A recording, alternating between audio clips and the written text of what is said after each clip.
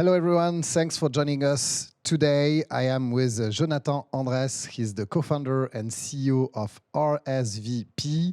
Jonathan, welcome. Thanks for being with us today. Can you tell us who you are, what you do, and what is RSVP about? Yeah, of course. So I'm Jonathan. I'm the General Manager of and the co-founder of RSVP Paris. So we are a fashion brand based here in Paris. We focus on making leather goods, basically. So all the leather goods we make are made in limited edition, 1 to 500, and that's why also we started working with Ariani to help us on that part of exclusivity.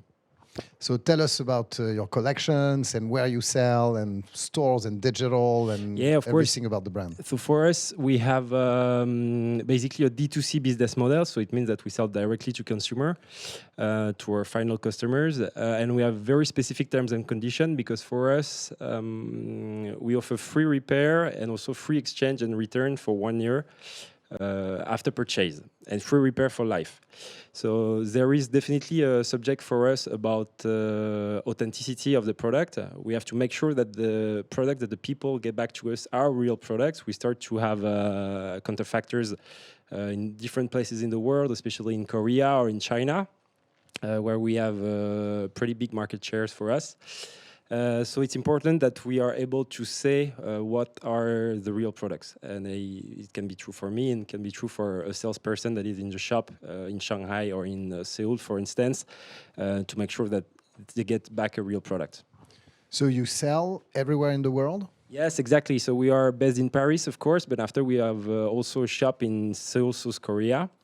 And we ship D2C everywhere in the world. So quite a lot in China, quite a lot in the US, in Japan, in Taiwan, and of course South Korea too, where we have the shop. And France is still your #1 market? No, far from it. Actually, France is more like the 4th market. In terms of market order, it's South Korea first, China second, US, and France. And how do you make that happen? You know, being a young French brand to end up having France as your 4th market and being so much in Asia? I think there is something with the design. Definitely, we have a very minimalist design that that talks to Korean customers. For instance, we are also like a niche designer brand. So you have quite a lot of customers in South Korea, more and more in China, that are customers for bigger corporate brands. And that are looking for more niche designers, so that's where we arrive for these customers, and of course there is a big part played by the influence. So you know, right now you can have an influencer that comes to our shop in Paris, get a bag, she's from China, and then suddenly all our followers gonna see the bag, and then that's how we started in South Korea, for example. That's how we started in China too. That's awesome. Congratulations. Thank you very much. So you touched on this quickly. Tell us about the collaboration with Ariani, why you wanted to add digital passports to your goods, and you know how it came to life. Yeah, sure. So we started, I think, 2 years ago, maybe when you guys were pretty young, I think. And it's because I got introduced to Ariani by Luc, who was a friend of mine before. And that was kind of luck because I saw an article about you, and I was like, that's exactly the kind of brand we want. They have limited editions. And Luc said, oh yeah, well, I know them very well. So I'm just going to give them a call. Okay, super happy to hear that. No, but look, so he pitched me what Ariani was making, and I told him, well, that's exactly what we need. Because for us, it's very, like, there is a question of authenticity, definitely, that we need to make sure that the product are authentic. It's true for us, it's true for our customers too. That if they purchase from another person in second hand, for instance, they have to be sure that it's a real RSVP product. And when he pitched the idea about the blockchain, I was myself quite interested into blockchain. So I knew roughly how it worked, how the cryptocurrencies work, and I knew that there were going to be other usage of the blockchain for more, let's say, realistic and down-to-earth purpose.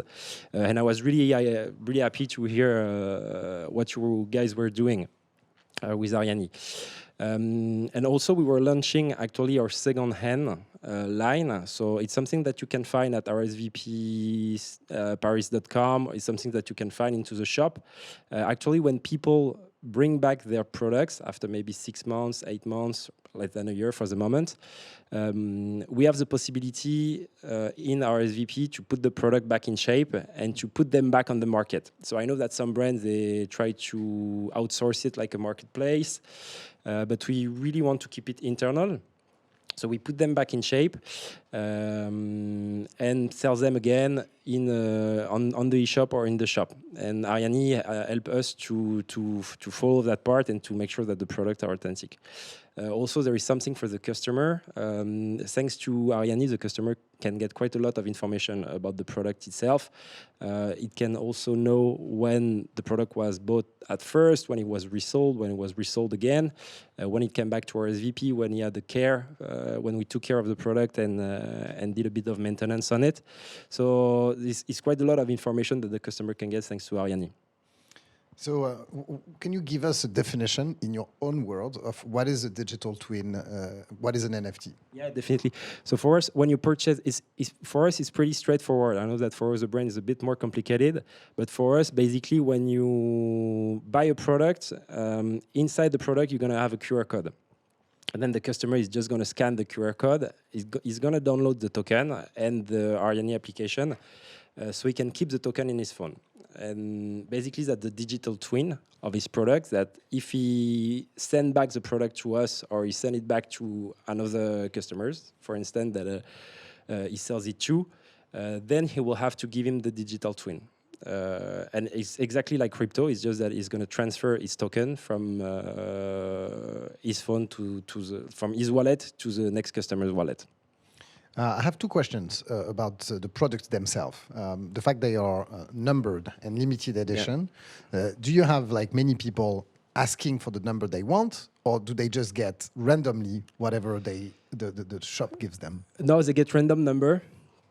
But you know, it's also it helps us also to be very transparent and to help customer understand where we are in the serial from 1 to 500. Because when they get the digital certificate, they get also the number, so they can see where they are in the series, and also they are sure that we won't issue more than 500 bags, which is important for the customers for of course exclusivity. And what about repairs? Do you really manage a lot of repairs for your clients? Yeah, actually quite a lot. But more and more, of course, as we are getting a bit older. We started the brand a bit more than 5 years ago. So yeah, we get the first batch of products that we sold, for example, 5 or 4 years ago. People get back into the shop and ask us to repair. So sometimes it's just a little bit of maintenance, just a little bit of care, of cream, pretty easy. Sometimes it's a bit heavier, depends also how the customer treats the product, but it's something that we are really willing to take. So sometimes it's really full repair, it's going to take between 10 to 15 days. But we see ourselves really as a service center also for our customer. We sell good products, we should be able to repair them for at least 20 years from the date of purchase. And I think for that part, we're doing pretty well. But yeah, we're getting pretty busy on that part. But it's also, because of course, it has to make sense also from more economical, I would say, and profitability point of view. Because you charge for that? No, not at all for the moment. Maybe we will in the future, but it's not that it's not going to happen so soon. But it's quite interesting because it really creates a very special relationship with our customer, because they know that whenever they want, they can come back to our place and get a free repair. And it really creates a relationship based on trust about the quality of the product, about the quality of the team, and also because I mean it's a great way to get faithful customers. Like for sure, the next time they're going to buy a wallet or a bag, they're probably going to come to us because the experience, usually the repair experience, is pretty painful if you go even to bigger brands. So you mentioned the QR code, which is the start of the experience, but also the link kind of between the product and its digital twin. Yep. You know, at Ariane, we always have this question: what is the link between the product and the digital twin? And I had a question about about the choices that can be made. You know, there's QR code, you have NFTs, you might have other things. How did you assess these opportunities? Why did you make the choice of QR codes? And how do you see the future moving forward in terms of this physical identifier? I think, yeah, definitely it's a work in progress. Is that QR code is a good solution for now. It's not the perfect solution for several reasons. We decided to start with a QR code because it's something very familiar. You know, most of the people are pretty familiar with QR code, especially now after COVID. You know, if you go to restaurants, you get a QR code for the menu, you get a QR code for many different things. So people are pretty familiar with the QR code. So they see a QR code, okay, they take their phone, they just need to scan it, and it's pretty easy. We wanted to go for NFTs chips at the beginning. We found it a bit more challenging because you would need to explain to the customer where is the chip. And then it means creating more content. It means creating probably a bit of friction at the beginning when the person purchase the bag. And also, you know, blockchain is a pretty new technology, but especially in fashion. I think, of course, if you go to other industries, the story is a bit different, but for fashion, it's still pretty new. So people are not expecting to get a token or to get on the blockchain when they buy a fashion product, definitely. So you already have to onboard them on that part. So it's important that they can have something they are familiar with. But on the long term, and the vision about that, we would like to get back to NFTs at some point, because the good part with NFTs is that it stays into the product. And I see that's what you did with the hoodies, and I think it's a pretty smart solution, is that you cannot really, like, if you want to take it out of the products, you're going to break the product. And it's a pretty important part also for authenticity. So we would like to do it in the next months or in the next years, ideally to put it in a metal part that would be easy to identify for the customers. And then after we can communicate on this, we can say, you have that metal part, you put your smartphone in front of the metal part, and you're going to get the token. You mentioned the adoption, you know, helping customers understand how they need to interact. And so can you tell us more about what you do to explain this service, and how do you make it, you know, a must for your customers and not just something that they could or not do? Yeah, but definitely it's a work in progress too. Like the advantage that we have, I would say, that we have retail shops, you know, so we have physical spaces where we can directly interact with the people. So it's something that we explain quite a lot within the shops. After, for the online part, we need to make it more obvious for customers. We have to engage them in a transactional email flow to explain them, to show them video, to show them content. Something that we're not doing right now, but that we plan to do pretty soon. But then you have markets where it's much easier than other, I would say. Like in South Korea, for instance, people started using cryptocurrencies pretty early compared to France. And we have quite a lot of people asking about that. And when we tell them that when they buy a product, they're going to get a token in the blockchain, for them it's pretty obvious. You know, they understand very quickly. You don't need to explain much. In France, it's a bit more difficult because sometimes people are going to say, okay, but what is a blockchain? So you need to explain the blockchain first, then you need to explain them what is going to be useful for them. And it's the first step. You know, when people get why it's going to be useful for them, they're going to do it. And for us, the free maintenance and the free return for 1 year is a pretty big incentive, yeah, exactly, for the customer. How do you see, moving forward, the use cases for your brand? What can NFTs unlock in the future when you look a year from now, 2 years from now, 5 years from now? I don't know. Probably you heard about it, but there is a pretty big challenge in marketing right now, you know, with third-party data. Because like for the past 10 years, probably, like since the emergence and the boom of Facebook and Google, most of the digital marketing was based on third-party data. So people would put their data or give their data to Facebook and to Google, and then after, as brands, as marketers, you are able to show them ads, to retarget them. It's pretty intrusive. But everybody was doing it because it was working just fine. But now things are changing. It's changing with the RGPD, in English. GDPR. GDPR, exactly. Thank you very much. It's changing also with the Apple update. It's changing with Google projection. So this belongs to the old world, let's say. And the next graal, I would say, for a marketer is going to be first-party data and zero-party data. So I would identify Ariani as a zero-party data. Is that people, you're going to have access to people without knowing anything about them.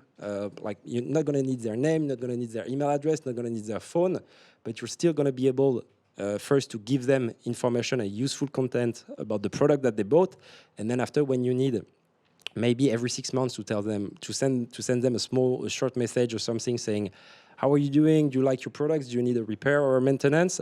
You can create a relationship without even knowing who is the person. And probably the future of marketing. I'm very, very confident and optimistic about what the blockchain will bring to marketing for fashion brands. And I think definitely it's the next step for us. Yeah, zero-party data is the next frontier in marketing and CRM, and definitely NFTs and platforms based on NFTs are the future of zero-party data. Well, thank you very much, Thank you very much, Nicolas. Thank you for your work and for what you are doing. You're pretty early in the process, but I'm super optimistic that you will succeed with Ariani. Thank you. Thanks for being with us. Thank you very much, and thanks for joining us today. Thank you.